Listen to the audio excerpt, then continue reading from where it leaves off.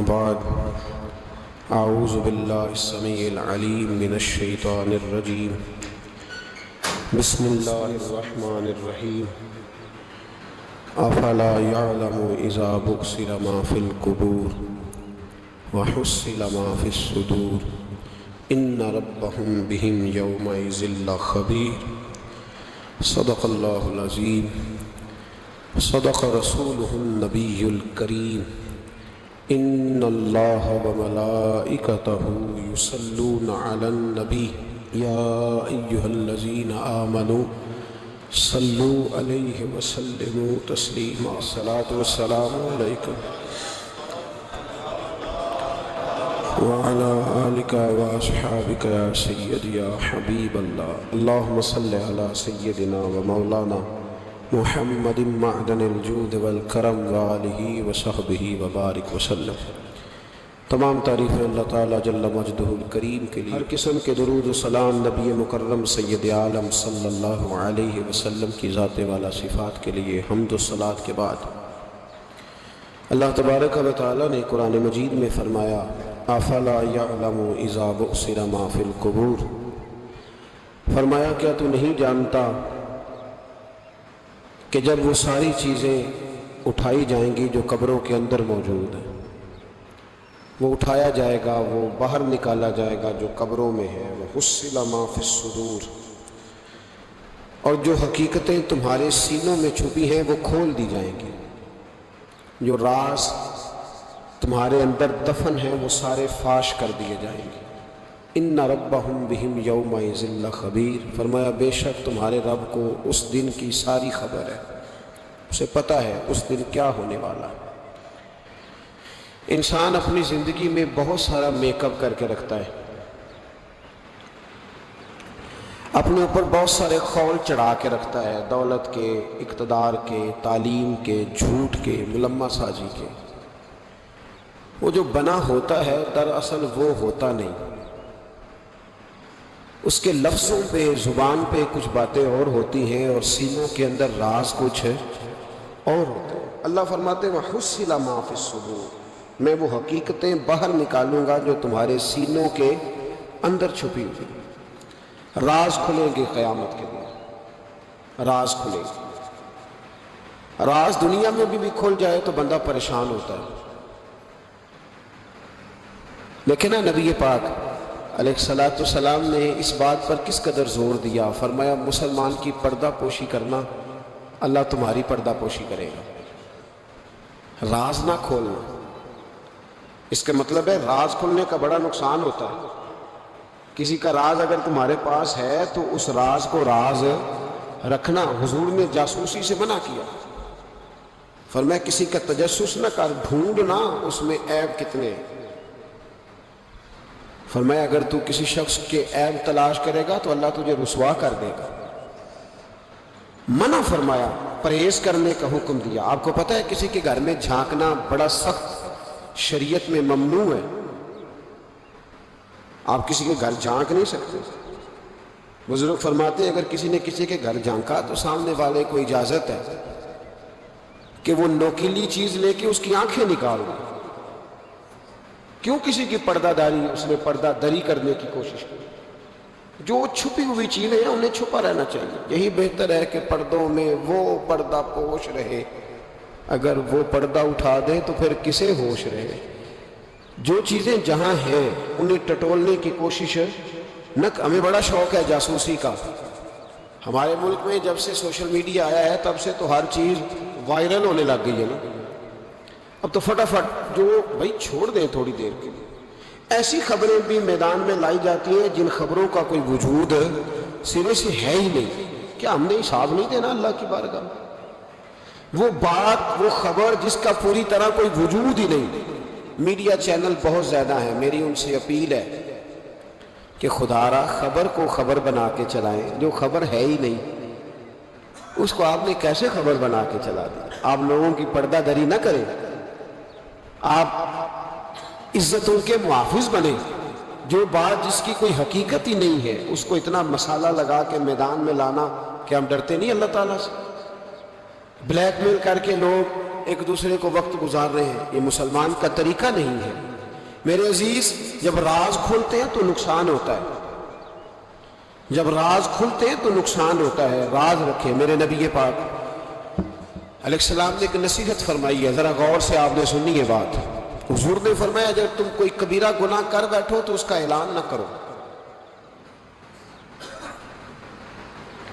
پھر سمجھنا ہے بات کو آپ نے، اگر کبیرہ گناہ کرو تو اس کا اعلان۔ امام اعظم ابو حنیفہ رحمۃ اللہ علیہ فرمایا کرتے جس کی نماز قضا ہو جائے وہ کسی کو بتائے نہ میری قضا ہو گئی ہے۔ کیوں بھلا؟ اس لیے کہ لوگ کہیں گے کوئی مسئلہ نہیں، اس نے قضا کیا تو میں بھی کر لیتا ہوں۔ جب لوگ گناہوں کا اعلان سنتے ہیں تو گناہوں پہ دلیر ہوتے ہیں۔ انسانوں کو دیکھ کر انسان اثر لیتا ہے۔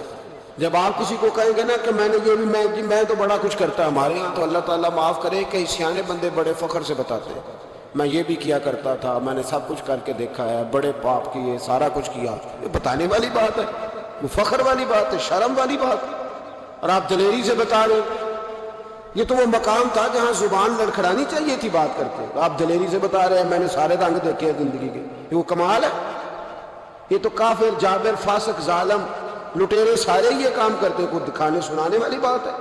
تو نبی پاک صلی اللہ علیہ وسلم نے منع فرمایا اس کی توبہ کرنی چاہیے، اس کا اعلان نہیں کرنا چاہیے، اس سے معافی مانگنی چاہیے، اس کا اعلان کرتے پھرتے۔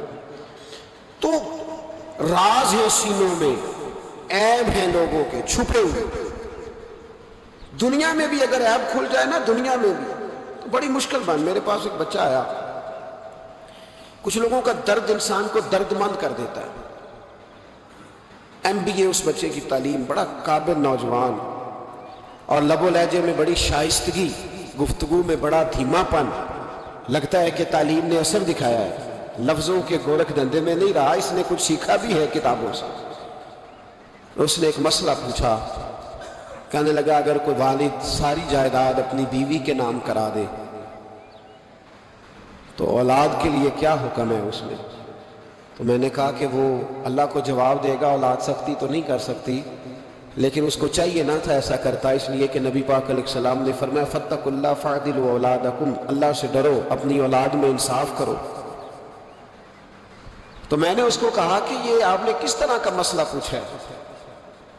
کوئی شخص اپنی ساری جائیداد کسی کی بیوی کے نام کرا دے؟ تو میں نے کہا کہ جو اس کی بیوی ہوگی وہ آپ کی اماں بھی تو ہوگی نا۔ شائستہ نوجوان تھا، اچھا تھا، وہ میری بات کا غصہ کر گیا، کہنے لگا آپ سے تو امید نہیں تھی کہ آپ پوچھیں گے، آپ نے بھی پوچھ لیا۔ تو مجھے احساس ہوا کہ یار نہیں پوچھنا چاہیے تھا۔ میں نے کہا یار آپ بڑے ناراض ہو گئے، میں اگر آپ کو ایسی بات ہے تو معذرت کرتا ہوں۔ تو وہ شخص رونے لگ گیا، اور جب اس نے بات سنائی تو اس بیچارے کا وجود کہاں پر تھا، کہنے لگا ابا نے پچھلی عمر میں شادی کر لی ہے۔ تو میں نے کہا اس کو اللہ رسول اجازت دیتے ہیں؟ تو آپ کہنے لگا جی وہ تو بات ٹھیک ہے، پر کچھ ایسی باتیں سامنے آئی ہیں کہ جو سامنے نہیں آنی چاہیے تھی۔ حضرت جی میں جوان ہوں، میں 10-12 لوگوں میں اٹھتا بیٹھتا ہوں، میرے والد کی بات کھلی ہے، اور پتہ نہیں کیا معاملہ تھا، پہلے بڑا کچھ نام کرا کہ اس نے نکاح کیا ہے، پر اب میں کدھر جاؤں؟ میرا گلی میں کھڑا ہونا مشکل ہو گیا ہے۔ مجھے کوئی کہتا تو کچھ بھی نہیں، لیکن جب لوگ دیکھتے ہیں نا میری طرف، جب لوگ میری طرف دیکھتے تو مجھے احساس ہوتا ہے کہ ان کی نظروں میں سوال ہے، مجھے لگتا ہے کہ ان کی ذہنوں میں بہت ساری باتیں چھپی ہوئی ہیں۔ کچھ نکاح ہوتا تو بات اور تھی، کچھ ایسی باتیں سامنے آئی ہیں جو آنی۔ میں نے اسے معذرت بھی کی، اسے تسلی بھی دی، اور جو میرے سے ممکن ہو سکتا تھا میں نے اس کو کہا۔ لیکن اس نوجوان کے جانے کے بعد اس کے رستوں کو بھی میں دیکھتا رہا تو میں سوچنے لگ گیا یار دنیا میں ہمارا راز کھل جائے تو اتنا مشکل ہو جاتا ہے، تو جب قیامت میں راز کھلے گا؟ دنیا میں دیکھیں نا، ہمارے ہاں لوگ اگر برا جانتے بھی ہیں تو وہ الا ماشاءاللہ معاذ اللہ غیبت کرتے ہیں، سامنے آ کے بات، یہی مزاج ہے نا معاشرے کا کہ لوگ بہت بڑا ظلم کرتے ہیں، اپنی جان پر غیبت کرتے ہیں، سامنے آ کے بات، تو قیامت میں تو ہر چیز سامنے ہوگی، ہر چیز سامنے آ جائے، کھل کے بات سامنے آئے، کس نے کیا کیا، اپنے عہدے کے ساتھ جس جگہ وہ بیٹھا تھا اس منصب کے ساتھ اس نے کتنی وفا کی یہ بھی پتہ چلے گا، کتنا دھوکہ دیا یہ بھی خبر ہوگی بہت سارے لوگ جعلی ڈگریاں لے کے نہیں بیٹھے ہوئے، لے لیا نہ ہوگا، ان کی تنخواہ جائز ہے ان کے لیے، بولے تو یہ راز کھلے گا کہ نہیں کھلے گا قیامت میں؟ حد ہو گئی اس ملک کے اندر کہ یہ 1 درجن بندے کی بات نہیں، یہ 1.5 درجن بندہ نہیں، یہ تو کیا بتائیں۔ اور ہم دنیا میں اپنا کون سا منہ لوگوں کے سامنے کریں کہ یہ ایک لائن ہے لمبی، ڈگری جعلی، کاغذ کا ایک ٹکڑا لیا تو وہ بھی جعلی۔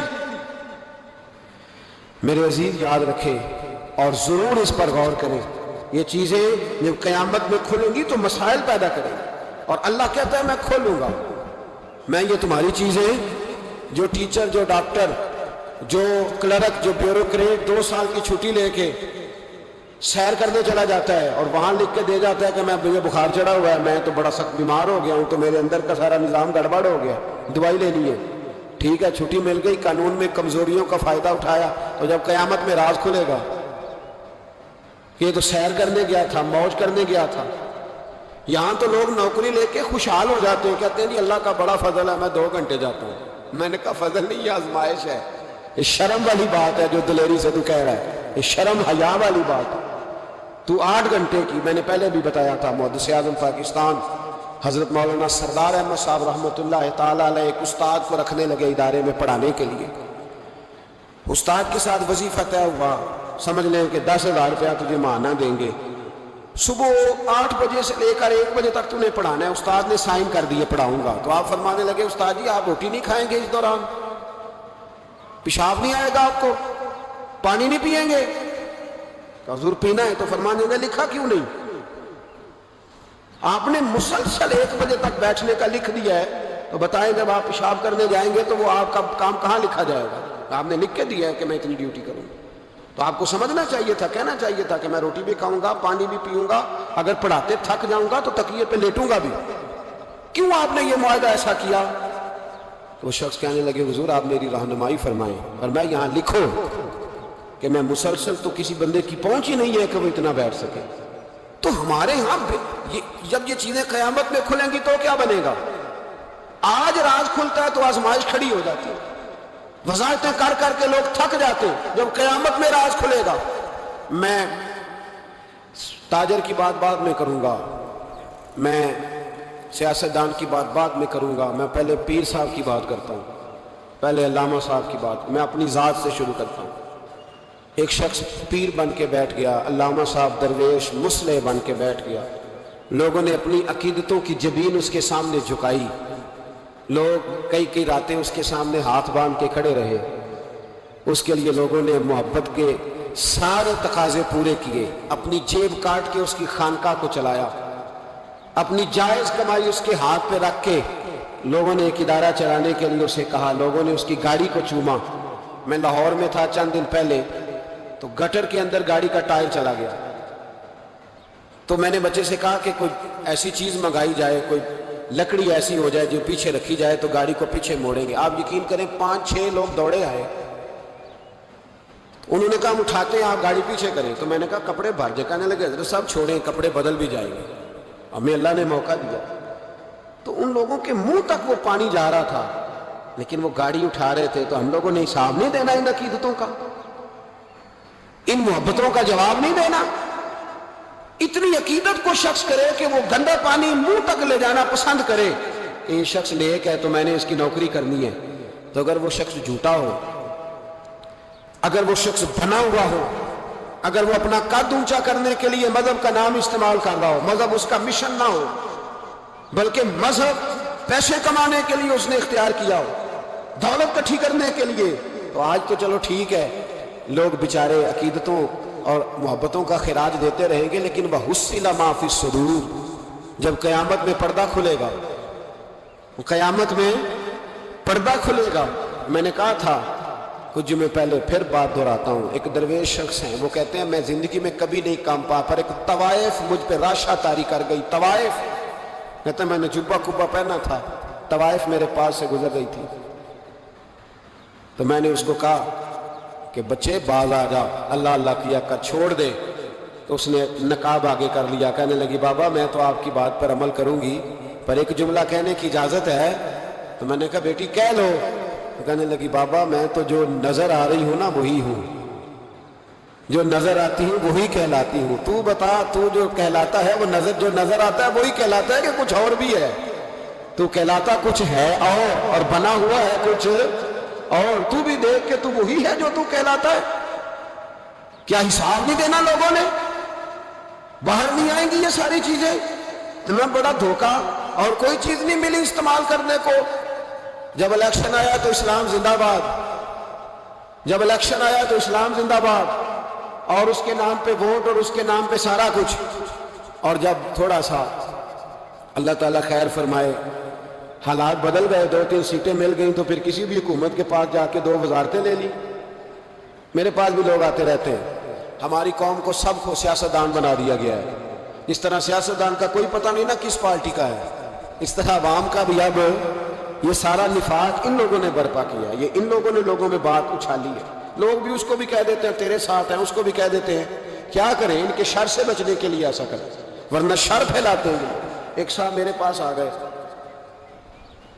اب جب آپ کے پاس کوئی شخص آتا ہے تو آپ دروازہ تھوڑی بند کر سکتے ہیں. آ گئے ملنے کے لیے. انہوں نے آ کے نہ موبائل نکالا, کہنے لگے 100 سے زیادہ تقریریں ہیں آپ کی تقریر سنے بغیر میں سوتا نہیں. آئے سیاسی مقصد کے لیے, میں آپ کی تقریر سنتا ہوں. میں نے کہا اللہ آپ کو جزائے خیر دے, مجھے تو پوری دنیا سے لوگ کہتے ہیں تقریر سنتا ہوں. چلے مہربانی ہے, مجھے تب فائدہ جب کوئی تقریر سن کے اثر بھی کرے. تو چلے خیر, آپ کہہ رہے ہیں تو اچھی بات ہے. انہوں نے اس پر اور تھوڑا زور دینا شروع کیا.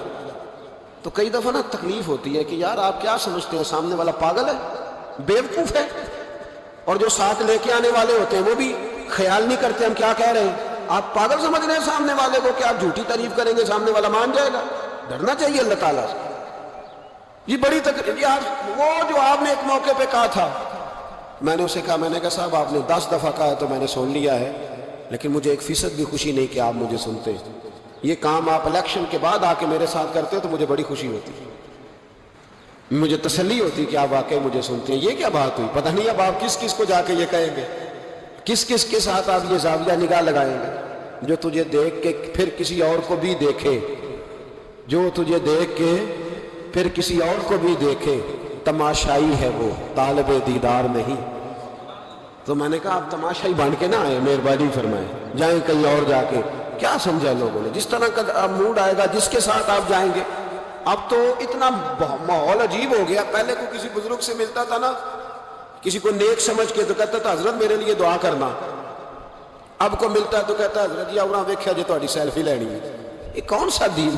آپ مذہب کے نام پہ بھی وہی ملما سازی, وہی بناوٹ. تو جب راز کھلے گا, حصل ما فی الصدور, جب سینوں کی چیزیں باہر آئے, میں کہتا ہوں آج راز کھل جائے. مشکل ہو جاتا ہے, لوگ وضاحتیں دیتے پھرتے. جب قیامت میں راز کھلیں گے, سب سے پہلے دیندار شخص کو دیکھنا چاہیے. میرے نبی پاک علیہ السلام نے فرمایا سب سے پہلے جہنم میں ریاکار عالم دین کو ڈالا جائے گا. عالم کو سب سے پہلے دوزخ میں ڈالا جائے گا, اس لیے کہ اس نے اپنا قد اونچا کرنے کے لیے دین کو ٹیشو پیپر بنایا. یہ تو بات ہو گئی دینداروں کی. ایک سیاستدان نے نعرہ لگایا, اس نے کہا روٹی دوں گا, کپڑا دوں گا, مکان دوں گا. ایک بعد میں پھر آ گیا, اس نے کہا تحفظ دوں گا. ایک تیسرا آ گیا, اس نے کہا میں فلاں کر دوں گا. آتے رہے. لوگ بیچارے مجبور ہیں, پریشان ہیں. ہمارے ملک میں PhD کرنے کے بعد لوگوں نے چائے کے ڈھابے بنائے ہوئے ہیں. لوگ آزمائش کا شکار ہیں. کدھر جائیں؟ سیاستدان کے پیچھے لگ گئے. لوگوں نے نعرے بھی لگائے, لوگوں نے اپنی جیب سے پوسٹر بھی اس کے بنوا کے چسپاں کیے, ساری اس کے پیچھے لوگ لگ گئے. اب ہمیں تو نہیں نہ پتا تھا کہ وہ تو غریبوں کے جذبات سے کھیل کر اپنا قد اونچا کرنے جا رہا ہے. وہ تو ہوس اقتدار کا پجاری ہے.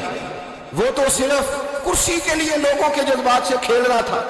اس نے تو اتنے زبردست نعرے اس لیے سکھائے تھے کہ لوگ میرے پیچھے لگ جائیں. کسی کی مجبوری کا نام لے کے اسے پیچھے لگا کے پھر وہ اپنے ذاتی مفادات لینا چاہتا تھا. اللہ فرماتے ہیں دنیا میں تو دھوکہ دے لے گا, پر وَحُصِّلَ مَا فِي الصُّدُورِ, میں راز کھول دوں گا. ایک حدیث سنانے لگا جو آپ نے رٹ کے یاد کرنی ہے. کر لیں گے انشاءاللہ؟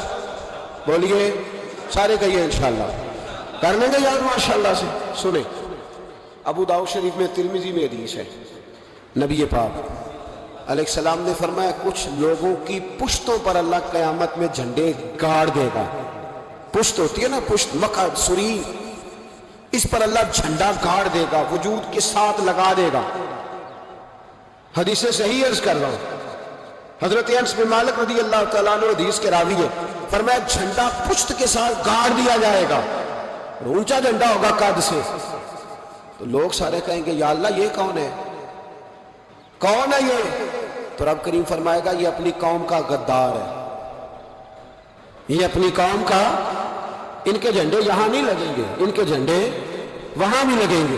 میرے نبی پاک علیہ السلام نے فرمایا غداروں کی پشتوں پہ اللہ جھنڈے لگائے گا، اور یہ جھنڈے لگیں گے، اور جب لوگ پوچھیں گے یہ کون ہے تو کہا جائے گا وہ یہ ہے جس کو قوم نے امانت دار سمجھ کے سربراہی دی پر یہ غدار نکلا، قوم نے اعتماد کیا امانت دار سمجھ کر یہ غدار نکلا۔ یاد رکھنا تمہارے جھنڈے لگیں گے، آج تمہاری گاڑیوں پہ سرکاری جھنڈے ہیں، آج تمہاری بڑے بازاروں پر سرکاری جھنڈا ہے، قیامت میں تمہاری پشت پر غداری کا جھنڈا ہوگا، غداری کا۔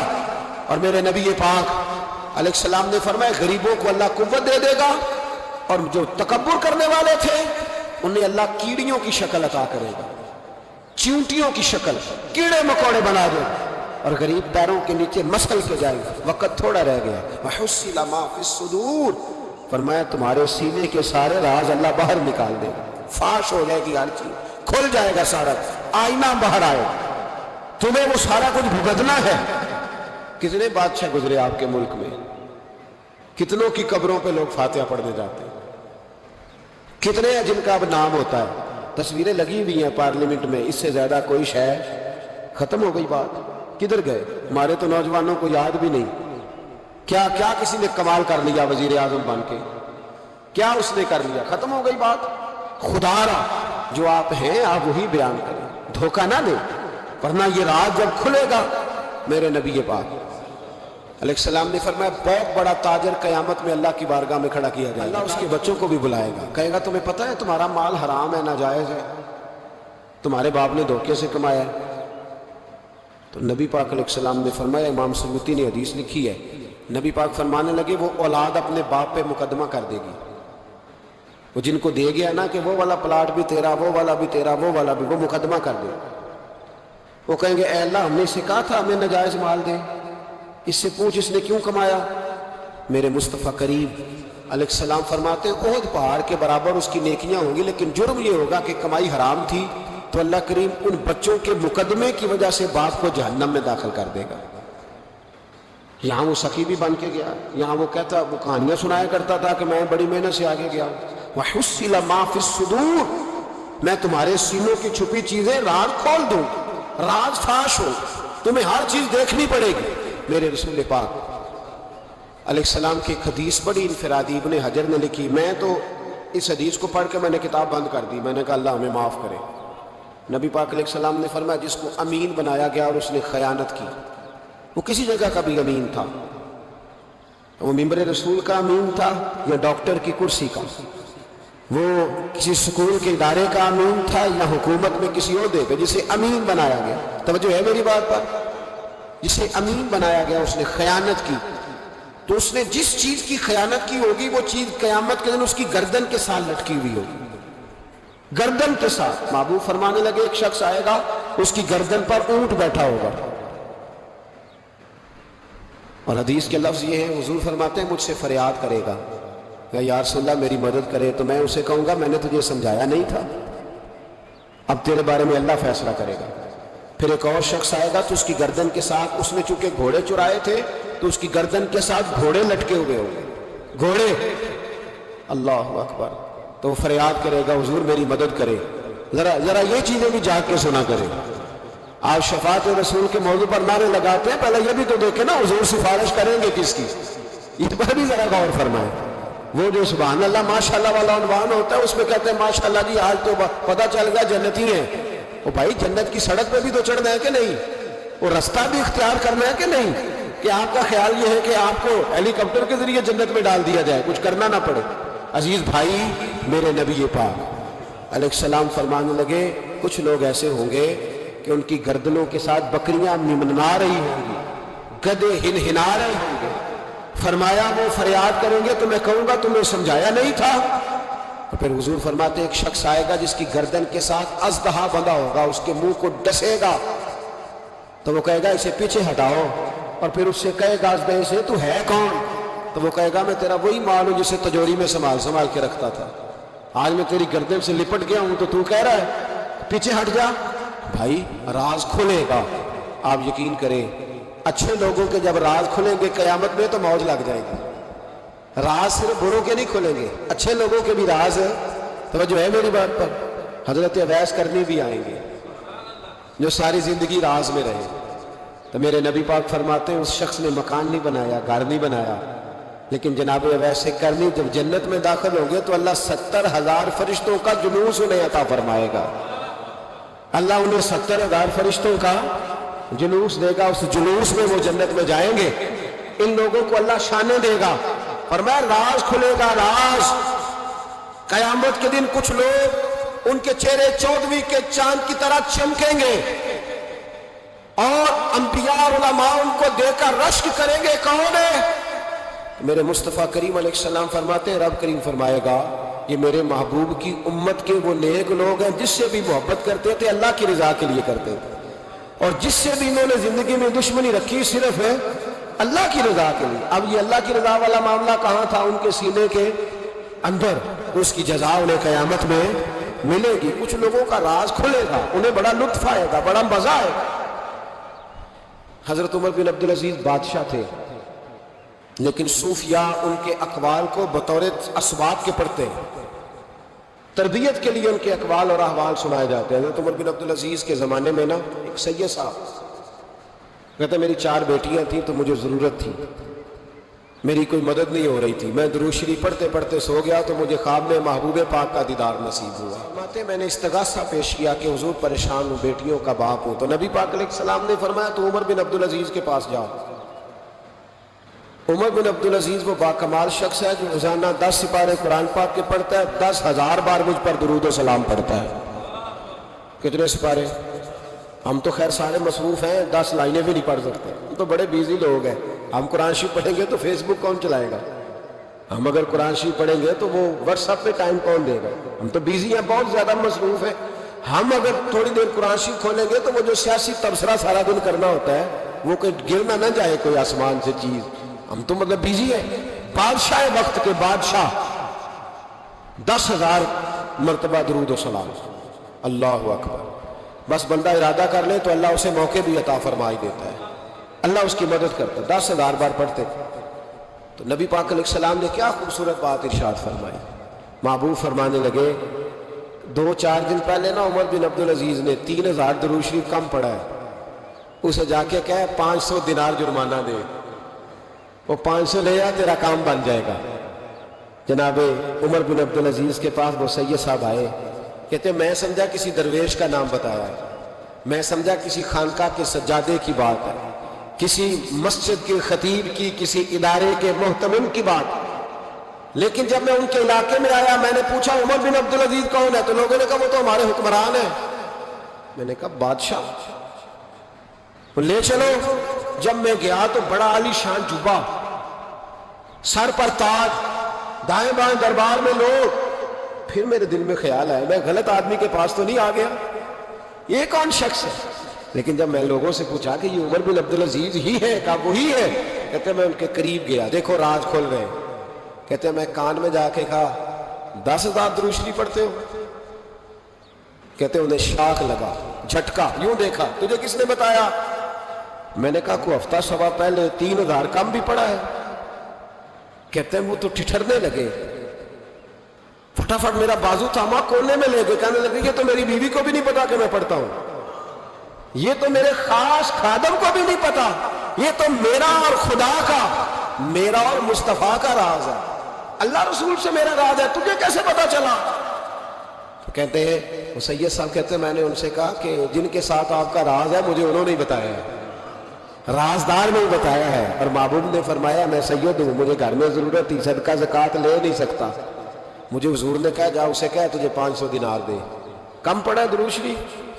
تو کہتے ہیں حضرت عمر بن عبدالعزیز ایک ستون کے پاس چلے گئے اور ستون پر انہوں نے بازو رکھے، چہرہ رگڑ کے چیخے مار کے روئے، تو وہ میر حرم میں غریب بے نوا تو کجا من کجا کتھے مہر علی تے کتھے تیری ثنا گستاخ اکھیں کتھے جا رہا کیسے آقاؤں کا بندہ ہو رضا بول بالے میری سرکاروں کے رونے لگے اتنا روئے کہ ان کی تڑپ سے میں بھی رونے لگا فرماتے ہیں میرے اندر بات تھی کہ یہ درویش ہونا چاہیے تھا یہ ماجرا کیا ہے فرماتے ہیں جناب عمر بن عبدالعزیز جب کچھ ٹھنڈے ہوئے نا طبیعت ان کی تو بازو سے پکڑ کے مجھے ایک حجرے میں لے گئے اس کمرے کی طرف سارا محل سارا دربار گزر گیا اینڈ پہ ایک حجرا آیا باہر بڑا خوبصورت اس کے اچھا دروازہ بنا ہوا قیمتی لیکن فرماتے ہیں جب کھول کے اندر گئے تو اندر کچا مکان ایک مٹکا 2 پیالے مٹی کے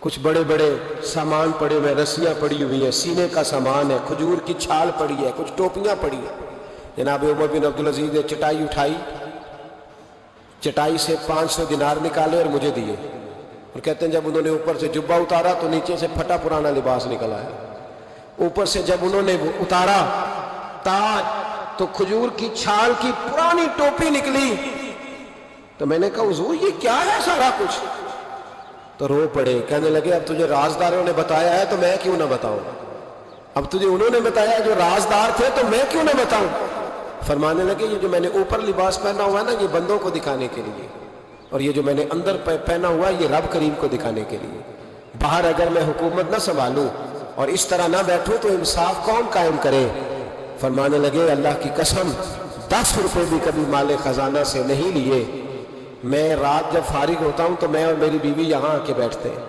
وہ بچوں کے پاس بیٹھ کے ٹوپیاں سیتی ہے تو میں یہاں بیٹھ کے ٹوپیاں سیتا ہوں ٹوپیاں سیتا رہتا ہوں مصطفیٰ پہ درود و سلام پڑھتا رہتا ہوں چٹائیاں بناتا رہتا ہوں بیچتا رہتا ہوں اور فرمانے لگے تھوڑے تھوڑے کر کے نا میں نے پیسے رکھے تھے خیال تھا کہ کوئی غریب آئے گا تو مدد کروں گا خیال تھا کہ اگر ارادہ بنا تو آج پہ جاؤں گا مجھے کیا خبر تھی کہ میرے یہ پیسے اتنے نصیبوں والے ہیں کہ میں اپنے نبی کے حکم سے خرچ کروں گا اپنے محبوب کے کہنے پر اتنے میرے نصیب اتنا میرا مرتبہ اور مقام میرے عزیزوں ان لوگوں کے جب راز کھلیں گے ان لوگوں کے جب راز کھلیں گے ان لوگوں کے جب راز کھلیں گے تو انہیں اللہ بڑے درجے عطا فرمائے ان کو اللہ بڑے مرتبے اور بڑے مقام عطا فرمائے ان پر اللہ تبارک و تعالیٰ کی خاص رحمتیں ہوں وہ لوگ جنہوں نے نام و نمود نہیں بنایا چھپ چھپا کے دین کی نوکریاں کرتے رہے کونے میں ہو کر کام کرتے رہے انہیں اللہ جب اجر دے گا تو بڑا دے گا ہمیں بڑا شوق ہے عہدوں پہ جانے کا سیاسی سماجی رفائی بلکہ ہر آدمی کہتا ہے اللہ کا بڑا شکر ہے جی کسی کونے سے آپ پوچھیں گے تو پہنچ جائیں گے کیا اس کا فائدہ ہے بڑے سارے لوگ تھے ہم تو صرف کہتے ہیں نا کونے سے پوچھنا تو پہنچ جاؤ گے تو بڑے سارے لوگ تھے جو پورے شہروں کے مالک تھے ان کے نام رجسٹریاں تھیں ان کے نام ہر چیز درج تھی کدھر گئے وہ کہاں گئے یہ جب راز کھلیں گے تو مشکل ہو جائے گی ہمارے سینوں کے اندر جو کچھ چھپا ہوا ہے سینوں کے اندر یہ جب کھلتا ہے تو حالات بگڑتے اپنی ضمیر کی آواز کو سنیں اندر دیکھیں من کیا کہہ رہا ہے ہمیں پتہ ہوتا ہے سچ کیا ہے ہمیں پتہ ہوتا ہے جھوٹ کیا ہے ہمیں پتہ ہوتا ہے خیر کیا ہے ہمیں پتہ ہوتا ہے شر کیا ہے ہمیں خبر ہوتی ہے کہ میں خوابوں کی دنیا میں زندہ ہوں ہمیں پتہ ہے ہم جھوٹ کے سہارے وقت گزارے ہمارے علم میں ہے ہم کہاں کھڑے لیکن بس زندگی گزر رہی ہے ہم ضمیر کی آواز پر ہم اس کی آواز کو سنتے نہیں روز دبا دیتے ہیں نبی رحمت علیہ الصلوۃ والسلام نے فرمایا 2 منہ جس شخص کے ہوتے ہیں وہ لعنتی ہوتا ہے 2 منہ یا رسول اللہ 2 منہ کس کے ہوتے ہیں فرمایا ایک کے پاس جاتا ہے تو کہتا ہے تیرا ہوں پلٹ کے دوسرے کے پاس آتا ہے تو اسے کہتا ہے میں تیرا ہوں سب کا بنا رہتا ہے کچھ لوگوں کو شوق ہے سارے مجھے اچھا کہیں کیوں تجھے سارے اچھا کہیں بھائی وجہ بالکل نہیں کہنا چاہیے بالکل نہیں اگر سارے لوگ رب رسول کے بارے میں معاذ اللہ درست نہیں ہے بڑے کافر نہیں پائے جاتے دنیا میں اتنی بڑی ہستیوں پر جب دنیا کا اجتماع مکمل نہیں ہو سکا تو نے یہ کیسے دعویٰ کر لیا سارے مجھے صحیح کہیں کیوں تو اس چکر میں ہے ساروں کا صحیح کہنا ضروری نہیں تیرا صحیح ہونا ضروری ہے لوگوں کا تجھے صحیح سمجھنا ضروری نہیں تیرا صحیح بولیے تیرا صحیح ہونا مکہ تو سارا مخالف تھا عرب تو سارا مخالف تھا اب اگر بات یہی ہوتی تو پھر ابو بکر صدیق کو چاہیے تھا نا جدھر سارے جا رہے ہیں ادھر جاتے انہوں نے یہ نہیں دیکھا کہ لوگ کیا کہہ رہے ہیں انہوں نے یہ دیکھا کہ میرا ضمیر کیا کہہ رہا ہے اندر دیکھے اندر سینوں کے راز جو چھوئے، پتہ ہے صحیح کیا، کیوں جھوٹ کی زندگی گزارتے ہیں، کیوں دوگلا پالسی سے وقت گزارتے ہیں، کیوں ہم اس طرح کرتے ہیں؟ اندر دیکھے اندر جھانکے، اندر گواہی دیتا ہے آپ کا کہ حق کیا ہے، سچ کیا ہے، اندر سے پوچھے۔ حضرت وابسہ رضی اللہ تعالیٰ عنہ حضور علیہ السلام کے صحابی ہے، کہتے ہیں میں گھر کے اندر تھا تو میرے دل میں خیال آیا میں حضور سے پوچھوں نا نیکی کیا ہوتی ہے اور بدی کیا ہوتی ہے، خیر کیا ہے شر کیا، پوچھوں نا۔ کہتے ہیں میں گھر کے اندر ارادہ کیا، ارادہ کر کے میں مسجد نبوی میں پہنچا تو رش تھا، بہت سارے صحابہ بیٹھے تھے، میں پیچھے بیٹھ گیا تو محبوب فرمانے لگے ادنو منی یا وابسہ، وابسہ میرے قریب آ جا۔ فرماتے ہیں میں آ کے درمیان میں بیٹھ گیا تو حضور مسکرا کے فرمانے لگے چل اور قریب آ جا، اور قریب آیا تو حضور کہنے لگے ادنو منی، چل یار اور قریب آ جا۔ کہتے میں اتنا قریب آیا کہ میرے گھٹنے حضور کے مقدس گھٹنوں سے مس ہونے لگ گئے۔ حضور نے فرمایا کیسے آئے ہو، کیسے آئے؟ کہتے ہیں میں بولنے ہی لگا تھا کہ حضور فرمانے لگے تو بتائے گا کیا پوچھنے آیا کہ میں بتاؤں؟ موج ہے آج، محبوب کا دروازہ رحمت کھلا، فرمایا میں نہ بتاؤں تو کیا پوچھنے آیا تھا؟ کہا حضور آپ بتائیں تو پھر تو کمال ہو جائے۔ تو محبوب نے فرمایا تو نے زبان سے تو نہیں کہا پر دل میں تو سوچ کے آیا تھا، آج حضور سے پوچھوں گا نیکی کیا ہوتی ہے بدی کیا ہوتی ہے۔ کہتے میرا چہرہ کھل اٹھا، میں نے کہا حضور واقعی آپ اللہ کے سچے رسول ہیں، یہی پوچھنے آیا تھا۔ نبی پاک نے میرے سینے پہ ہاتھ مارا، جا میں نے تیرے دل کو دین کا عالم بنا دیا، اپنے دل سے پوچھ لے، تیرا دل ہی تجھے فتویٰ دے دیا کرے گا۔ آج کے بعد تیرا دل تجھے بتائے گا کہ نیکی کیا ہے اور بدی، بولیے نیکی کیا ہے اور بدی کیا ہے، تیرا دل تجھے بتائے گا، اس سے فتویٰ لے لے، پوچھ لے نیکی کیا ہے بدی کیا ہے۔ او بھائی ضمیر کی آواز سنے، پوچھے یہ آپ کو کیا کہہ رہا، ہمیں پتہ ہوتا ہے ہم غلط ہیں، صحیح نہیں چل رہے، کس بات کا انتظار ہے؟ موت کا، گاڑی کی ٹکر ہونے کا؟ ہم کس بات کا انتظار کر رہے ہیں کہ جب رپورٹ کرائیں تو اس کے اندر کوئی بیماری نکل آئے؟ کس بات کا انتظار کر رہے ہیں جب ڈاکٹر ہمیں کہے کہ بس کھانا پینا بند ہے اب آپ کا، بد دوائیوں پہ، اس وقت کا انتظار ہے؟ لوگوں کو ذرا کوئی بیماری کی کھینچ لگتی ہے تو 4 دن سوچتے ہیں اب میں بالکل نیک ہوں، صحیح ہو جاتے ہیں تو انہی چکروں میں۔ او خدا کے بندو اندر کی آواز سنو، آپ کے اندر سے روز آواز آتی ہے کہ نمازیں 5 ہیں تو 5 پوری پڑھنی چاہیے، آپ کے اندر سے آواز آتی ہے کہ میری بقا قرآن پاک میں ہے، مجھے قرآن روز کھولنا چاہیے، آواز آتی ہے کہ میں اس درویش کے جا کے آستانے میں بیٹھوں گا تو میں بچ جاؤں گا۔ کیوں ضمیر کے قیدی بنے ہوئے ہو؟ کیوں خول توڑ کے باہر نہیں آتے؟ یہی تو خول ابو جہل نے طاری کر لیا تھا، وہ کہتے تھے چگراہٹ کا کیا بنے گا، کام کر لوں یہ کر لوں وہ، اس خول کو توڑ دو، باہر نکل آؤ، آواز پہ لبیک۔ کس بات کا انتظار ہے؟ کب؟ جو 35 سال زندگی گزار چکا ہے وہ آدھی جی چکا ہے، آدھی گئی اور باقی آدھی پتہ نہیں ہے کہ پتہ نہیں ہے۔ کس بات کے انتظار ہے؟ جب راز کھلیں گے مشکل ہو جائے گا۔